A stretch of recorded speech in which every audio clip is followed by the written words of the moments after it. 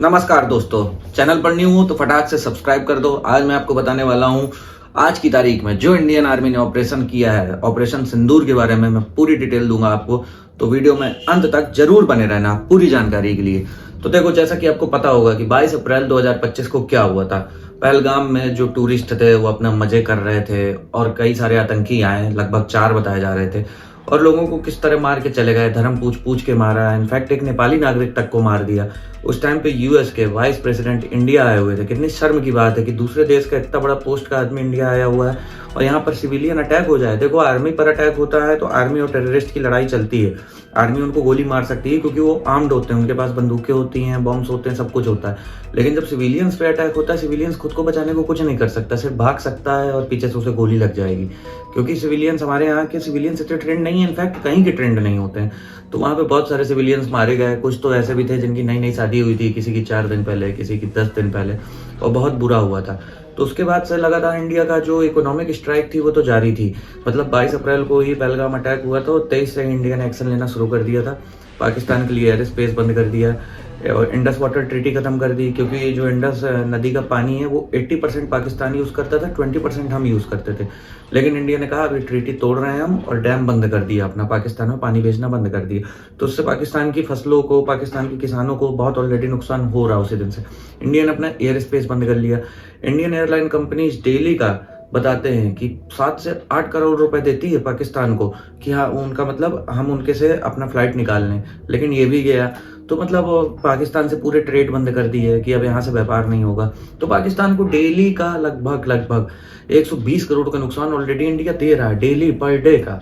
और जितना सोर्सेस कहते हैं कि भाई पाकिस्तान के पास अगर कभी वॉर लाइक सिचुएशन होती भी तो 4 दिन से ज्यादा युद्ध लड़ने का उसके पास मटेरियल नहीं है। क्योंकि उसने रशियन यूक्रेन वॉर में इतना हथियार बेचा यूक्रेन को, इतना हथियार बेचा कि खुद के लिए अब ज्यादा हथियार नहीं बचे हैं। रोज पाकिस्तान नोटिस देता है कि मैं सेना का अभ्यास करूंगा, एक्सरसाइज करूंगा। एक बजे ने एक मिसाइल नहीं फायर की एक्सरसाइज के नाम पे। भाई इतनी कम है उसके पास, इतना कम मटेरियल है, फायर कर देगा तो असल में लड़ाई होगी तो करेगा क्या। खैर, इंडिया वॉर नहीं चाहता है। यहाँ जो इंडिया ने गेम खेला, बहुत बढ़िया गेम खेला। अनाउंस किया गया 6 तारीख को कि इंडिया के 244 जगहों पर मॉक ड्रिल होगी, वार लाइक सिचुएशन। और तो इससे ध्यान भटकाने की कोशिश की गई पाकिस्तान की। पाकिस्तान को लगा इंडिया एक फुल फ्लेज वॉर की सोच रहा है और हमारी आर्मी पर अटैक करेगा, हमारे देश पर अटैक करेगा, क्योंकि वो मॉक ड्रिल करवा रहा है। 1971 के बाद पहली बार ऐसा हो रहा था इंडिया में कि मॉक ड्रिल हो रहा है। आज तक 2 ही बार हुआ है, मतलब जो 1971 में हुआ और जो आज 7 तारीख को होगा जब मैं वीडियो बना रहा हूँ। तो पाकिस्तान को लगा यहाँ तो वॉर की तैयारी हो रही, लेकिन भाई वो उल्टा ही गया। रात को 1 बजे से लेकर 1-1:30 बजे तक आधे घंटे के अंदर एक ऑपरेशन सिंदूर यहाँ पे लॉन्च किया गया। ऑपरेशन सिंदूर नाम इसलिए रखा गया क्योंकि वहाँ पे जितनी महिलाएं मरी थी, उनका जितनी महिलाओं के हस्बैंड वहाँ एक्सपायर हुए थे, उनका सिंदूर उजड़ गया ना।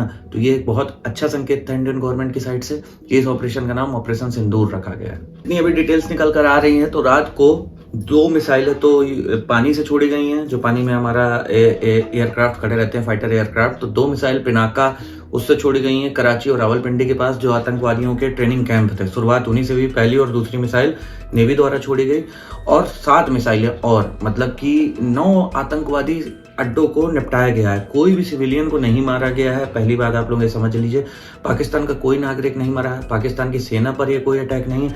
हमने जो अटैक किया है वो आतंकवाद पर किया है, जहां पर आतंकियों का सब सामान रखा रहता है, बम, RDX, IED ब्लास्ट वगैरह, बंदूकें, उन अड्डों पर अटैक किया है। जहां पर उनकी ट्रेनिंग होती है उन अड्डों पर अटैक किया है, और जहां पर वो आतंकवादी रहते हैं उन जगहों पर अटैक किया है। हमारा पाकिस्तान से डायरेक्ट वॉर नहीं करने का इरादा है। यहाँ से राफेल, मिराज 2000, MiG-21 और सुखोई और तेजस भी गए थे पूरी फ्लीट के साथ, और वहां पे बमबारी करके आए। ब्रह्मोस मिसाइल को भी एक अड्डे पर छोड़ा गया और वहां पे धुआंधार, इंडिया ने नंबर जो क्लेम किया है कि हमने कितने आतंकी मारे हैं वो 90 है, कि इंडिया ने 90 आतंकी मारे हैं। और भाई अपोजिशन तो हर बार नौटंकी करने लगता है कि इंडिया स्ट्राइक करता है तो वीडियो क्यों नहीं देता है, सबूत क्यों नहीं देता है, मोदी जी झूठ बोलते हैं। तो भाई इस बार बाकायदा सारे वीडियो हैं, सारे वीडियो आप यूट्यूब पर सर्च करके देख सकते हो, कैसे बम गिर रहे हैं, कैसे मिसाइल गिर रही हैं, सब कुछ एकदम क्लियर कट ओके है। अच्छा अटैक था, ऐसा ही होना चाहिए, और हमारे प्लेन सही सलामत वापस भी आ गए हैं। सबसे बड़ी बात, पाकिस्तान का F-16 प्लेन भी मार गिराया, जो कि अमेरिका उसे देता है। भाई जिस पाकिस्तान को बहुत गर्व है कि मेरे पास F-16 है। भाई F-16 होने से कुछ नहीं होता। इंडिया ने पहले भी, अभिनंदन ने भी MiG-21 से F-16 को गिराया था और इस बार राफेल से F-16 को गिराया गया है। तो भाई चलाने का सहूर भी होना चाहिए ना, उस लेवल की ट्रेनिंग भी होना चाहिए। आप इतना बड़ा हाथी ले लो, उसे चला ना पाओ तो कोई मतलब नहीं है। और पाकिस्तान का एक और विमान गिराया गया JF-17। तो पाकिस्तान की अच्छी खासी धुआंधार बेइज्जती हुई, फिर उसका रडार हमारे प्लेन नहीं पकड़ पाया। इससे पता चलता है कि हमारे प्लेन्स की स्टील्थ टेक्नोलॉजी सच में अच्छी है, रडार से निकल जाता है, पता नहीं चलता है। और एक बहुत बढ़िया अटैक था। अब आगे देखते हैं क्या होता है। हम सबको सतर्क रहने की जरूरत है। आर्मी को हाई अलर्ट पर डाला गया है, बहुत सारे राज्य हाई अलर्ट पे हैं, अपना उत्तर प्रदेश भी हाई अलर्ट पे है। LOC के पास के जितने भी अपने इंडियन सिटीजन हैं उन सबको बंकर्स में शिफ्ट किया जा रहा है। हो सकता है पाकिस्तान कोई हरकत करे, लेकिन ये अटैक पाकिस्तान पर नहीं था, ये अटैक टेररिज्म पर था और पाकिस्तान को ये चीज़ समझनी चाहिए। बाकी अगर वो लड़ना चाहता है तो हम लड़ने को तैयार बैठे हैं। हम हमेशा घर में घुस के मारते हैं और फिर घर में घुस के मारेंगे। फटाक से चैनल सब्सक्राइब करो।